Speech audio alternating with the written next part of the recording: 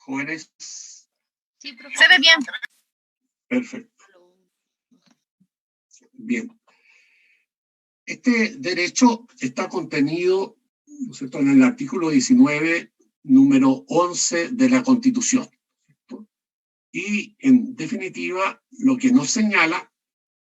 el texto mismo, ¿cierto?, es que la libertad de enseñanza incluye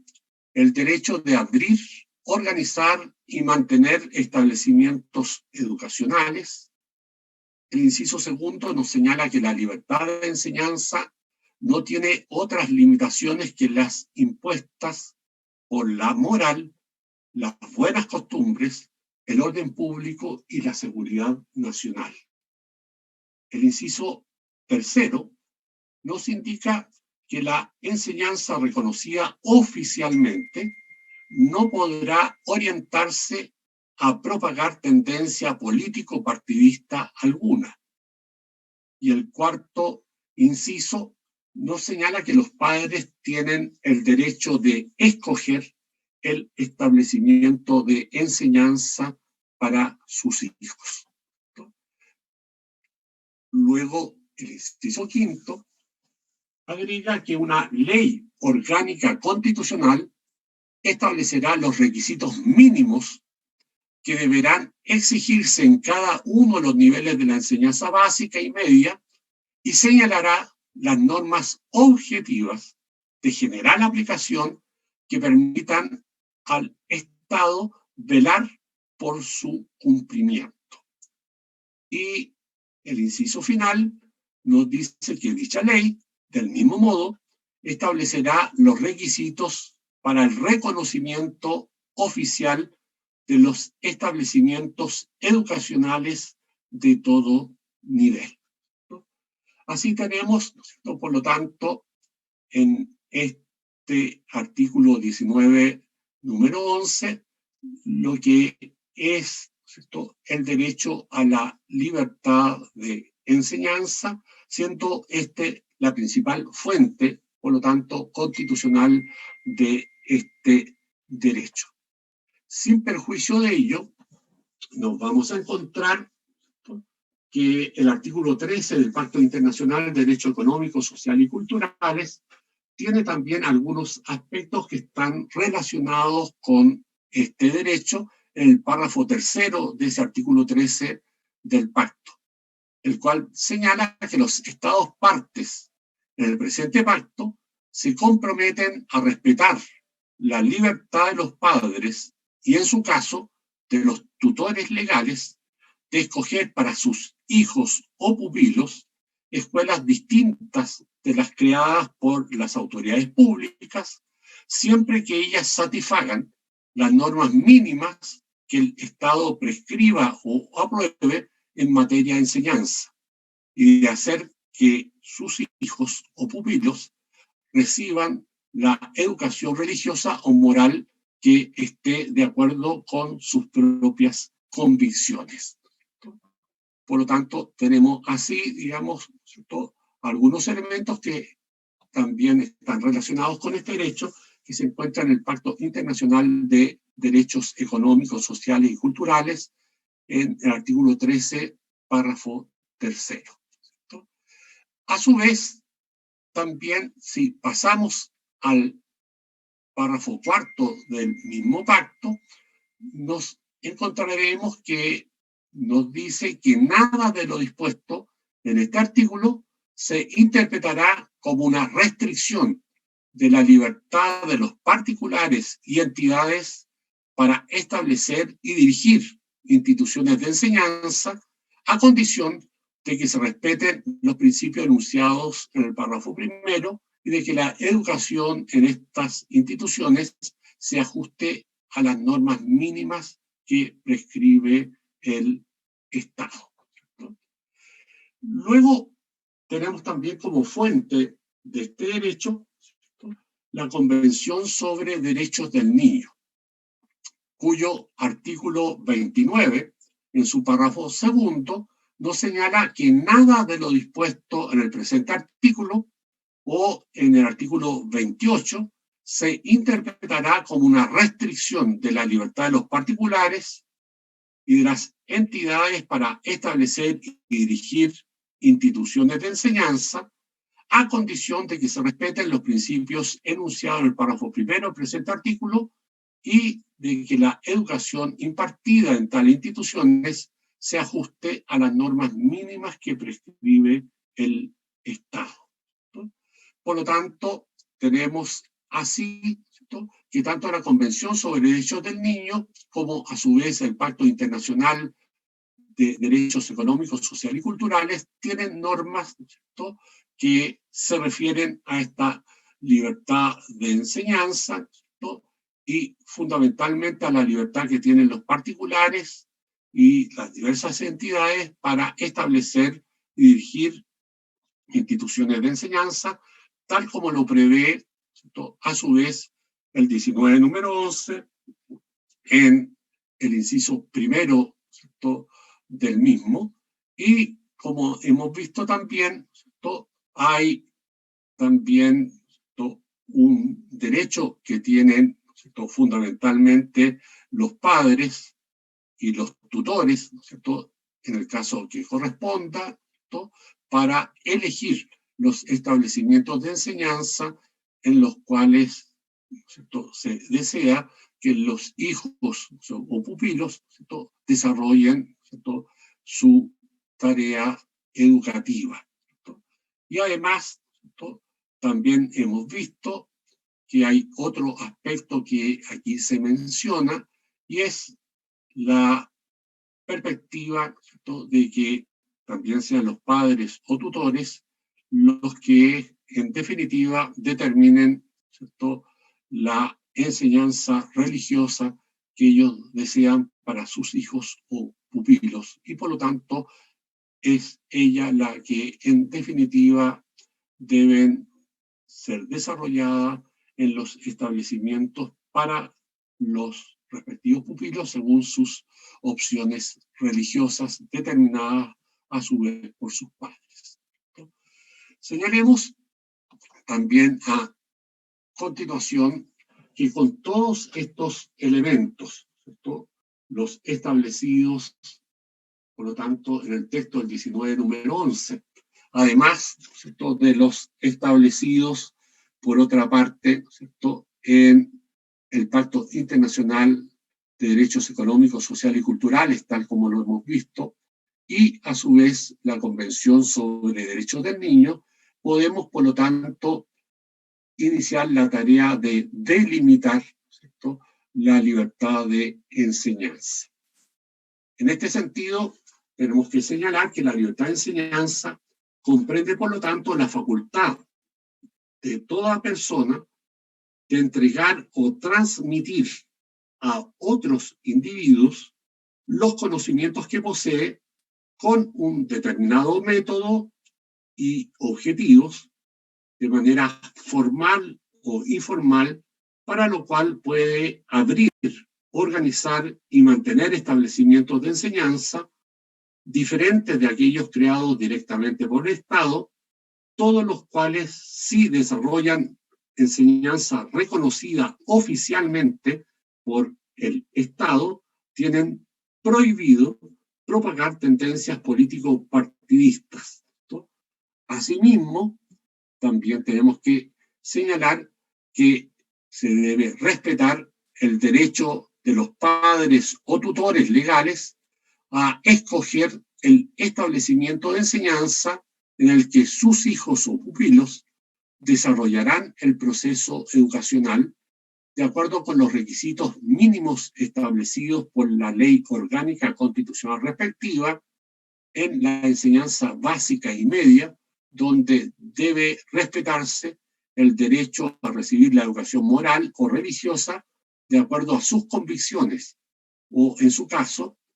en la educación universitaria, de acuerdo a los planes y programas autónomamente definidos por dichas universidades. La libertad de enseñanza tiene como únicas limitaciones las impuestas por la moral, las buenas costumbres, el orden público y la seguridad nacional. Por lo tanto, como ustedes pueden ver, a través de este esfuerzo, ¿cierto?, se puede delimitar, ¿cierto?, el contenido, ¿cierto?, fundamental de lo que es la libertad de enseñanza en sus diversos aspectos, recogiendo al mismo tiempo, ¿cierto?, los distintos elementos contenidos, ¿cierto?, en el artículo 19, número 11, como a su vez, ¿cierto?, en el Pacto Internacional de Derechos Económicos, Sociales y Culturales, y también en la Convención sobre Derechos del Niño. Señalemos, por otra parte, ¿cierto?, que en este proceso de delimitación de la libertad de enseñanza, tenemos que decir que el contenido, ¿cierto?, los atributos que integran este derecho a la libertad de enseñanza, constituye el contenido esencial de dicho derecho, cuyo haz de facultades se obtiene tanto del texto constitucional mismo como de las facultades aseguradas, como ya hemos visto, por el derecho internacional de los derechos humanos, que contribuye, por lo tanto, a delimitar y configurar el derecho en análisis, teniendo en consideración una interpretación favor persona o pro homine, y de acuerdo con el principio de progresividad también de los derechos fundamentales. Agreguemos en este sentido que, por lo tanto, situados en esta interpretación pro homine de los derechos fundamentales, tiene que reconocerse que la libertad de enseñanza incluye los derechos que expresa tanto el 19, número 11, en su inciso 1 y 4, sin perjuicio de otros que formen parte de su esencia, cuya especificidad puede ser aclarada acudiendo a los tratados internacionales ratificados por Chile y vigentes en nuestro país, con el objeto de comprender la cabal extensión de la libertad de enseñanza. Es necesario también tener presente que la libertad de enseñanza está estrechamente vinculada con el derecho a la educación, que está asegurado en el artículo 19, número 10, y que pertenece no al campo de este grupo de derechos, sino al campo de los derechos económicos, sociales y culturales. Y por lo tanto, el objetivo central de la educación, ¿cierto?, tenemos que también tenerla presente porque está estrechamente vinculado con la enseñanza. Y por lo tanto, ¿cierto?, el objetivo central de la educación consiste en el pleno desarrollo de la persona en las distintas etapas de su vida y se concreta a través tanto de la enseñanza formal como de la enseñanza informal, como señala el artículo 4 de la Ley Orgánica Constitucional de Enseñanza. Agreguemos también, por otra parte, que esta libertad de enseñanza comprende un conjunto de facultades que tenemos que revisar, ¿cierto?, y analizar. La primera de ellas es la facultad que tiene toda persona natural o jurídica de entregar o transmitir a otros individuos los conocimientos que posee, ya sea de manera formal o informal, determinando sus objetivos y métodos. Por lo tanto, toda persona natural o también las personas jurídicas pueden determinar libremente el desarrollar la transmisión de conocimientos que tengan en determinadas materias con un determinado método y con objetivos educativos decididos autónomamente, ¿cierto?, en este sentido, por quienes van a desarrollar ese proceso de enseñanza. En este sentido, es necesario tener presente la jurisprudencia del Tribunal Constitucional, el cual ha señalado que el ligamen con el derecho a la educación ejercido a través de la enseñanza formal es de la mayor importancia realizar el esfuerzo compartido que fluye del numeral 10 del artículo 19 de la Constitución Efectivamente, el inciso quinto de aquel precepto impone al Estado el deber de financiar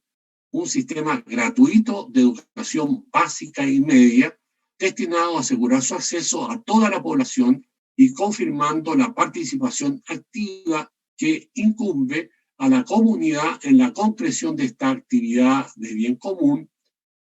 Y en tal sentido, el inciso final del numeral 10 establece que ella ha de contribuir, por lo tanto la comunidad, ¿cierto?, debe contribuir al desarrollo y perfeccionamiento de la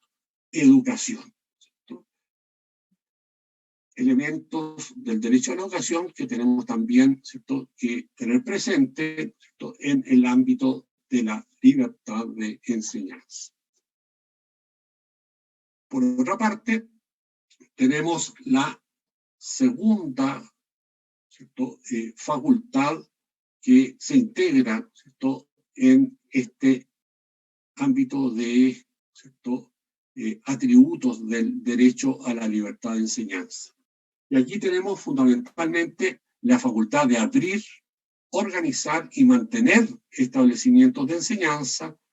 diferentes de las creadas por el Estado, teniendo ambos tipos de establecimientos plena autonomía. En este sentido, como ya lo hemos señalado, toda persona natural o las personas jurídicas también tienen, ¿cierto?, el derecho a ser sujetos activos del proceso educativo, pudiendo, por lo tanto, abrir, como organizar y mantener establecimientos educacionales, los cuales como cuerpos intermedios de la sociedad gozan de la protección del principio de autonomía programado por el artículo 1 de la Constitución en su inciso 3. Autonomía que a su vez posibilita el desarrollo de proyectos educativos y la fijación de métodos de enseñanza, los que deben mantenerse dentro del marco fijado por el ordenamiento constitucional, ¿cierto?, y dentro de lo que son los contenidos mínimos que a su vez regula la Ley Orgánica Constitucional de Enseñanza. Señalemos también en este sentido algunos elementos que establece el Tribunal Constitucional en el rol 410, ¿cierto?, en el considerando 10 del mismo, el cual determina que el derecho de abrir, crear o formar establecimientos educacionales de cualquier nivel, de acuerdo con el ideario del proyecto educativo de los fundadores respectivos, ¿no?, enseguida queda asegurado el derecho a organizarlos o determinar los fundadores o quienes los sigan las características del establecimiento en nexo con sus finalidades y objetivos o métodos para lograrlos, rasgos típicos de la docencia y de los profesionales que la llevan a cabo, y también el régimen de dirección, administración y responsabilidad en tal perspectiva, las reglas pertinentes de orden y disciplina de la convivencia interna, el sistema financiero vinculado con otras instituciones. Por último, la libertad de enseñanza incluye la facultad de mantener, esto es, conservar o sostener el establecimiento en el tiempo, modificando su organización o en última instancia cerrarlo o transferirlo a terceros.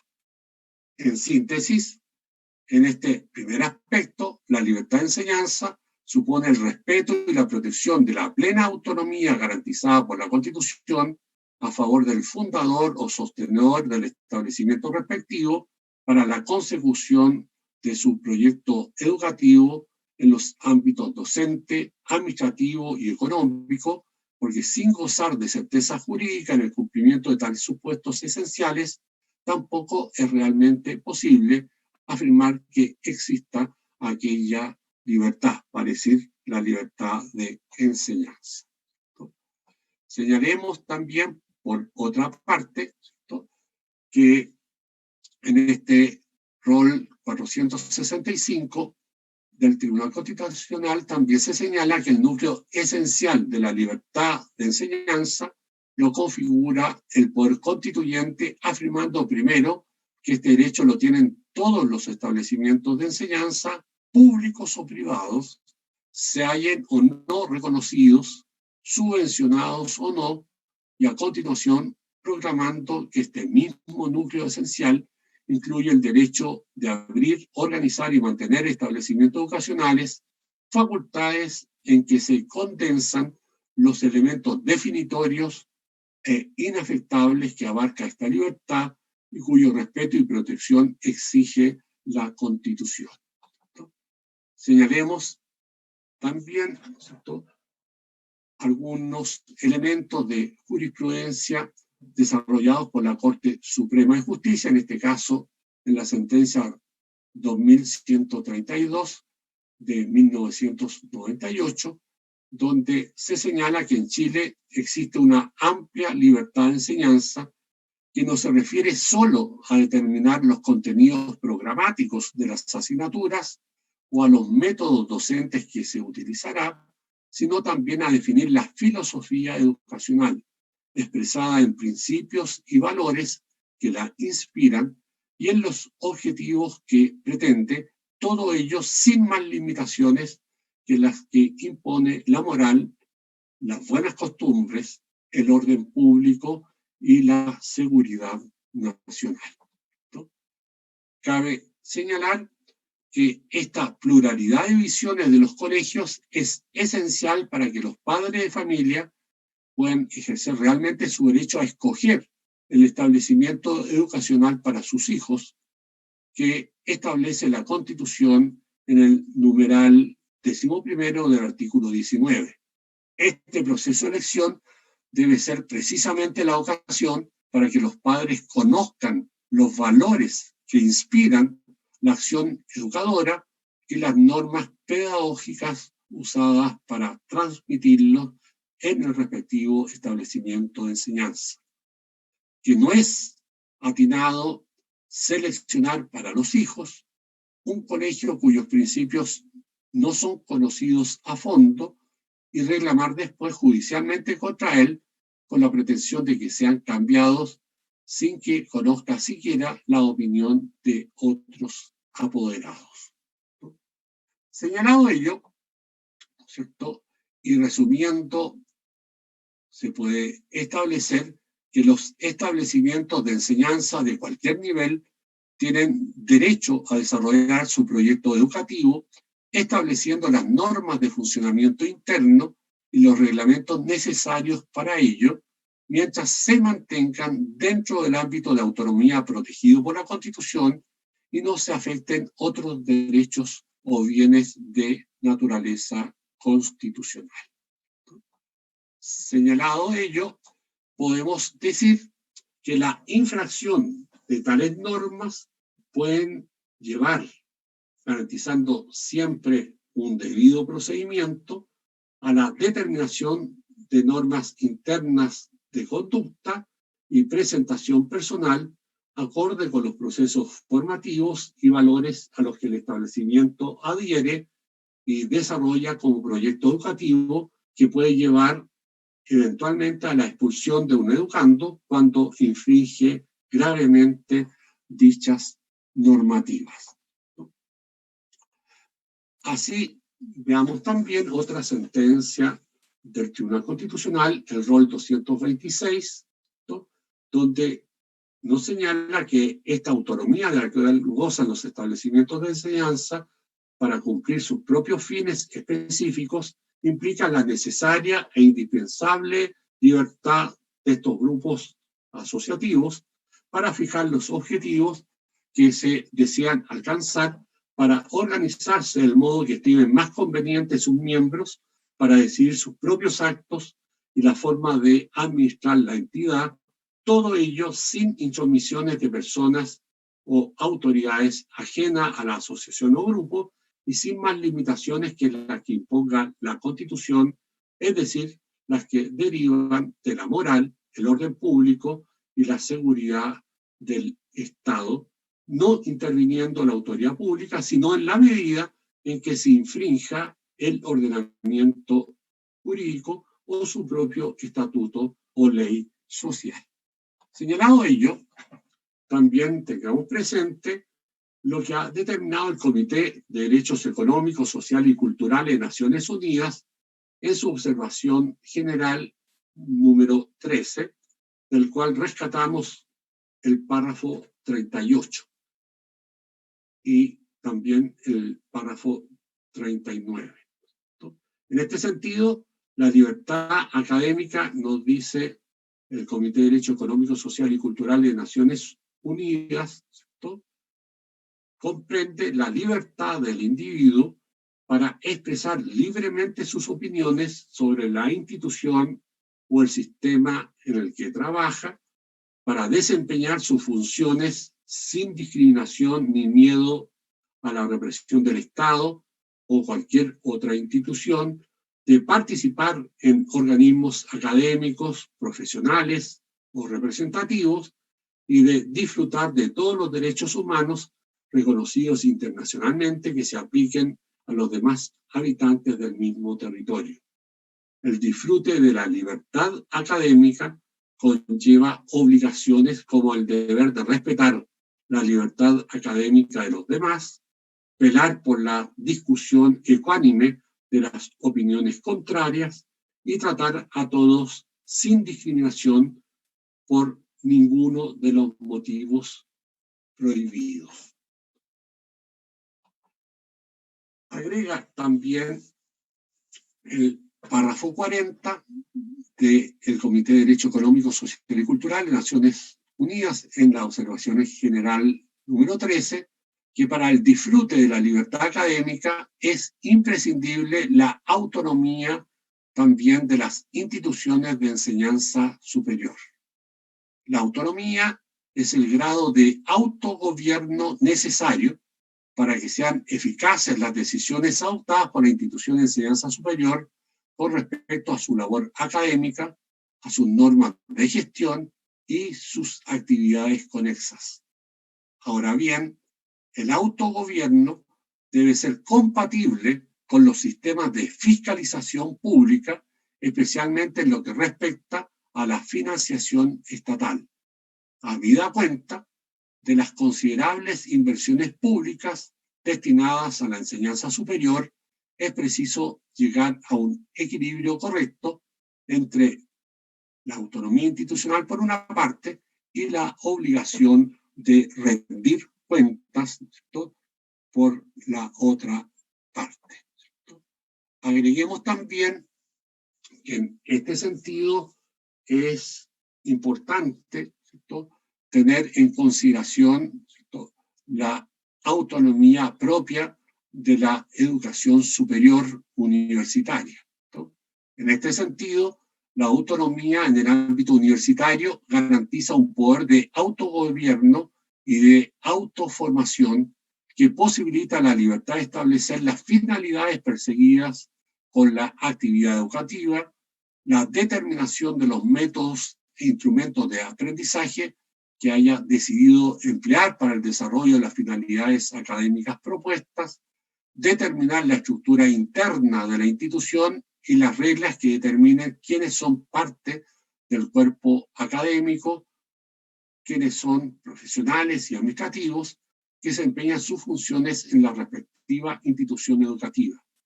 El establecimiento de las normas sobre convivencia interna aplicable tanto a académicos como profesionales, administrativos y alumnos, como asimismo el régimen financiero de la respectiva institución.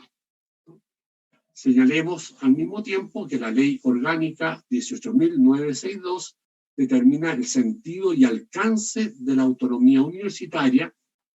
señalando que el derecho de cada establecimiento de educación superior, ¿no?, a regirse por sí mismo de conformidad con lo establecido en sus estatutos en todo lo concerniente al cumplimiento de sus finalidades y comprende autonomía académica, económica y administrativa. A su vez, también la jurisprudencia de la Corte Suprema, en un fallo del año 2001, en su considerando 14, nos señala que existe una normativa legal que consagra en forma expresa la autonomía, no solamente para el cumplimiento de sus funciones de docencia, investigación, creación y extensión, y creación de planes de estudios que imparta, que constituyen sus quehaceres más propios e inherentes a su naturaleza, sino también dicha autonomía se relaciona con las facultades de organizar su funcionamiento y administración del modo que mejor convenga a sus intereses, normativa que prevalece sobre las leyes generales. Por lo tanto, desde esta perspectiva, en el ámbito de la enseñanza hay que tener presente tanto la libertad académica como al mismo tiempo la libertad de cátedra. Dentro de la libertad académica surge la libertad de cátedra, la cual constituye un derecho subjetivo en cuanto facultad del académico que puede oponer al Estado e instituciones públicas, como asimismo a particulares, el derecho que en su núcleo básico implica la posibilidad de expresar ideas, teorías y convicciones que el académico asume como propias en relación a la materia objeto de su enseñanza, como asimismo de acuerdo a materiales pedagógicos que el académico considere más apropiados, lo que el Estado debe asegurar y garantizar a través del ordenamiento jurídico infraconstitucional, el cual se cimenta en la libertad académica, la autonomía y el gobierno universitario. Señalado esto, pasamos, ¿cierto?, al tercer atributo de la libertad de enseñanza, el derecho que tienen los padres o tutores legales para escoger el establecimiento de enseñanza en la que sus hijos o pupilos desarrollarán el proceso de enseñanza-aprendizaje. La Constitución, ¿no?,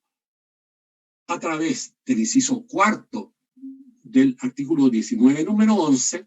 establece un derecho preferente de los padres para determinar la educación de sus hijos, responsabilizándose por ella, lo que determina asimismo un deber de los padres o tutores para desarrollar las acciones que aseguren el derecho a la educación de los hijos en concordancia con lo que dispone el artículo 19, número 10 de la Constitución, que asegura y regula el derecho a la educación. Señalado ello, podemos al mismo tiempo considerar que tanto los padres como, en ausencia de estos, los tutores legales de los menores tienen el derecho asegurado constitucionalmente de escoger el establecimiento de enseñanza para sus hijos o pupilos, ya que la disposición constitucional debe leerse armónicamente con las disposiciones del Pacto Internacional de Derechos Económicos, Sociales y Culturales, a las cuales ya hemos hecho referencia anteriormente. Señalado esto, preguntémonos quiénes son los titulares, por lo tanto, del derecho a la libertad de enseñanza. Y podemos señalar que la titularidad del derecho a la libertad de enseñanza corresponde a toda persona natural o a toda persona jurídica que desee impartir conocimientos o enseñanzas con un proyecto educativo y un método determinado, fijado por el mismo titular con autonomía, inspirando o no el reconocimiento oficial, el que se transmitirá a quienes deseen recibirlos. Se trata de un derecho que protege las facultades y atributos desde la perspectiva de los sujetos que brindan e imparten enseñanza o educación. Agreguemos también desde esta perspectiva, ¿no?, las obligaciones o prohibiciones que están interpuestas, ¿cierto?, en el ejercicio de la libertad de enseñanza por la Constitución y por las leyes. En tal sentido, una primera prohibición constitucional es aquella que determina que el titular del derecho a la libertad de enseñanza, en la enseñanza oficialmente reconocida por el Estado, debe abstenerse de propagar tendencias político-partidistas, como lo establece el artículo 19, número 11, en su inciso tercero. El sentido de esta disposición es la de impedir, ¿cierto?, la instrumentalización de la enseñanza reconocida oficialmente al servicio de alguna posición político-partidista o alguna posición político-contingente. Ello no significa que en el proceso de enseñanza-aprendizaje no se pueda exponer y desarrollar los distintos enfoques filosóficos o incluso ideológicos que se encuentran involucrados en los distintos contenidos del respectivo plan de estudios. Señalemos, a su vez, ¿cierto?, en tal perspectiva, ¿cierto?, que esta prohibición está fijada solamente para la enseñanza oficial. ¿Y cuál es la enseñanza oficial? Aquella que permite ir desarrollando los distintos grados o etapas de la enseñanza básica, media o técnico profesional. En efecto, nada prohíbe a las otras entidades, como pueden ser, por ejemplo, los partidos políticos, desarrollar centros de formación ideológicos o político-partidistas para sus afiliados o simpatizantes, como asimismo desarrollar centros de investigación y desarrollo de políticas públicas. Señalemos que una segunda obligación constitucional de los titulares del derecho a la libertad de enseñanza, en el caso de los establecimientos de enseñanza reconocidos oficialmente, es que ellos deben cumplir los requisitos y contenidos mínimos establecidos por la Ley Orgánica Constitucional de Enseñanza, tanto en el ámbito de la enseñanza básica como en el ámbito de la enseñanza media y también en el ámbito de la enseñanza técnico-profesional. Ello no implica que los establecimientos de enseñanza puedan incorporar otros requisitos académicos complementarios por sobre los mínimos de carácter oficial, haciéndose exigible para aprobar los distintos grados o los distintos niveles de enseñanza. El legislador orgánico constitucional ha establecido a su vez una serie de obligaciones, ¿cierto?, complementarias de las de carácter constitucional. Por ejemplo, ellas se encuentran en la Ley sobre régimen de jornada escolar, y entre las obligaciones especificadas para los establecimientos de enseñanza privada subvencionada se encuentran un conjunto de obligaciones que las estudiaremos, ¿cierto?, una vez que nos tomemos, ¿cierto?, los 15 minutos de descanso que tenemos tradicionalmente, y también ofreciendo previamente esos minutos de descanso, ¿cierto?, la palabra, para que en definitiva ustedes puedan concretar todas las preguntas, dudas o comentarios que estimen necesarios respecto de lo que hemos visto en esta primera sesión de clase de hoy día martes. Se ofrece la palabra para opiniones, comentarios, dudas que puedan ustedes tener en alguno de los aspectos que ya hemos visto, ¿cierto?, en esta hora de clases.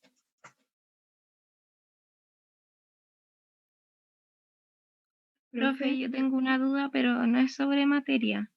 Es sobre, o sea, es sobre materia, pero no sobre lo que estamos viendo ahora, sino que era preguntarle que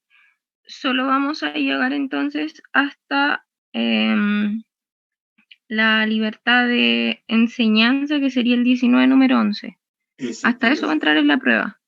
Sí, eso lo he dicho ya 3 veces, digamos, durante la parte inicial de esta clase. Es que me tuve que meter tarde porque tenía tope con otro ramo, perdón. Ya, perfecto. No, pero es que efectivamente es así, ¿sabes? No hay problema, efectivamente. No, sí, lo que pasa es que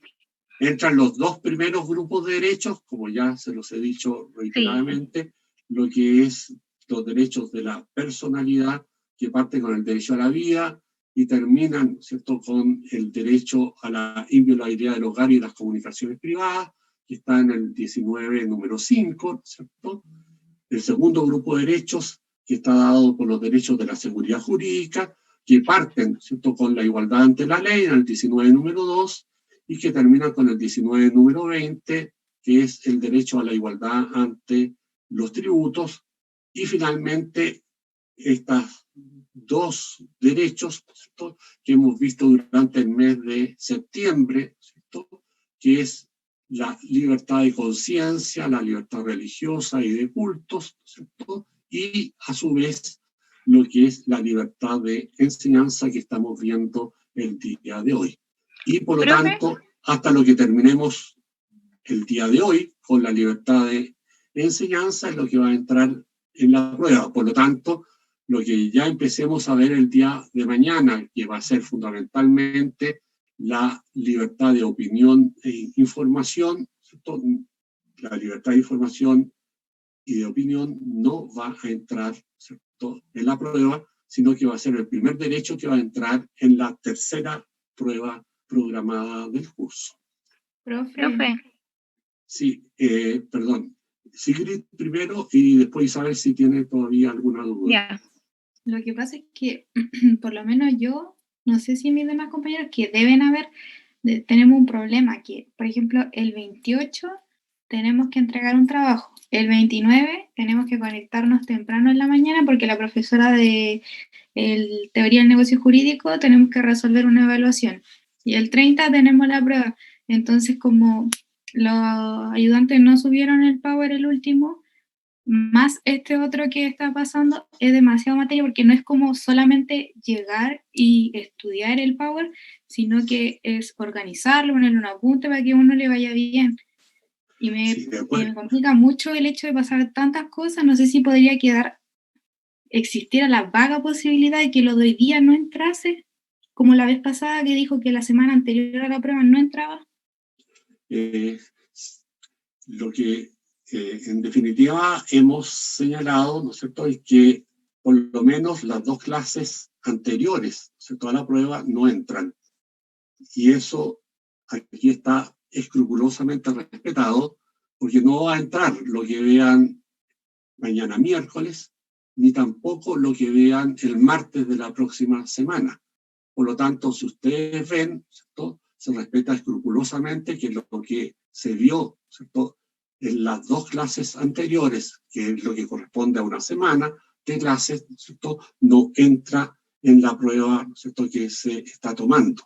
Lo que en definitiva está respetuosamente, ¿cierto?, de esta manera respetado por mi parte, digamos. Por otra parte, quisiera también señalar, ¿cierto?, de que en definitiva, ¿cierto?, lo que van a tener que estudiar en esta última parte, ¿cierto?, van a ser simplemente estos últimos 2 derechos, porque los demás derechos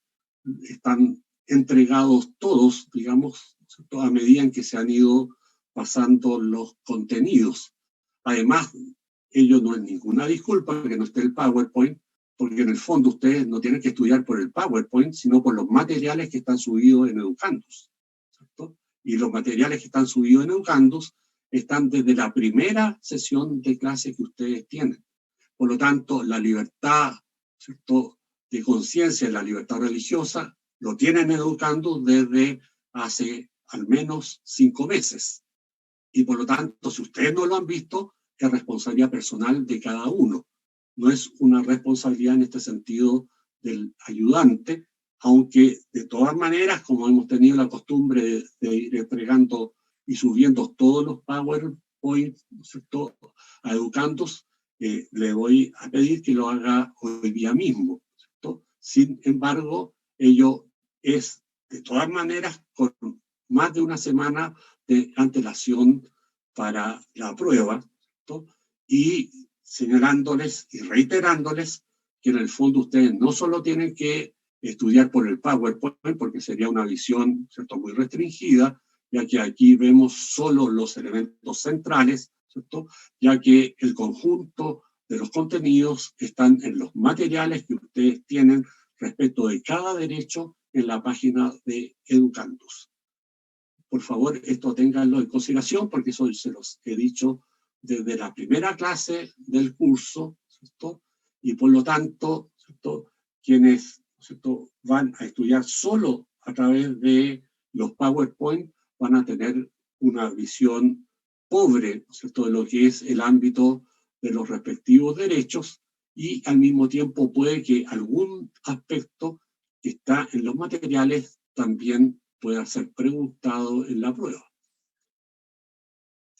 ¿Estamos?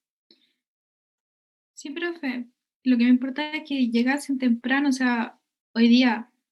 para poder estudiarlos bien. Lo que pasa es que yo ocupo los Power y los complementos para tener una especie de guía, porque si no tendría que leerme todo y sería como un inmenso, no sé, pergamino. Bueno, son efectivamente varios, ¿no es cierto? Este curso por eso es anual, porque en el fondo tiene, ¿no es cierto?, como objetivo prepararlos bien en materia de cada uno y de todos los derechos, ¿no es cierto?, que están asegurados constitucionalmente, ¿no es cierto?, y además les hemos entregado los elementos complementarios, ¿no es cierto?, en materia de los tratados internacionales, ¿no es cierto?, que están ratificados y vigentes en Chile, que al mismo tiempo constituyen un complemento, ¿cierto?, de lo que la propia Constitución establece sobre la materia, ¿cierto? Por lo tanto, eso es lo que les puedo decir, digamos, ¿no es cierto? En segundo lugar, vuelvo a señalarles, yo voy a hablar apenas termine las sesiones de hoy día en la mañana con la ayudante y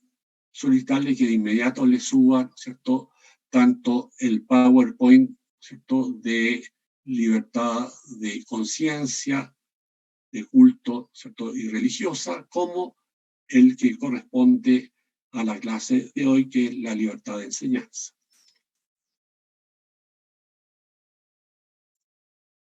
Profe, Sí, Javiera. una pregunta chiquitita. ¿También si le podría decir a los ayudantes que suban las notas de los casos? Ya, Es que sí. lo que pasa es que como hace una semana atrás nos dijeron que le iban a subir, pero aún no la suben tampoco. Ya, voy Por favor. a decirles también. Gracias. Ya, de Profe. nada. Sí, Isabel. Mi duda era con los grupos, porque yo ordené los grupos de derecho. Y en el Sí. primero tengo el de la integridad, o sea, el derecho a la vida, la integridad física, la protección a la vida privada y después la inviolabilidad del hogar. Pero después No, es añadí más que eso, digamos. Es más que eso, porque vimos otros derechos. el derecho a la identidad personal y el de la propia imagen, que al final no estaban reconocidos, pero que igual... Claro, son derechos implícitos, como Claro. lo analizamos. Y al mismo tiempo, en el 19, número 4, hay un nuevo aspecto que también vimos en clase y que lo tienen además desarrollado en el PowerPoint. Sí. El 19, número 4, la inviolabilidad del hogar, creo, o no, de la honra de las personas y su familia. No, es la protección de la vida privada, de la honra y la protección de los datos personales. Ah, ya. Y no, y lo otro era que en el derecho a la seguridad jurídica si entraba la protección del contenido esencial de los derechos, ¿o no? Eso lo estudiamos nosotros antes, digamos, ¿cierto? Por lo tanto, no necesariamente va a entrar, aunque ustedes deben conocerlo. Ah, ya. No, es que era para no volver a anotarlo dentro de como el listado. Eso Ya. era, profe. Gracias. Ya, de nada, Isabel. ¿Alguna otra pregunta, duda, comentario?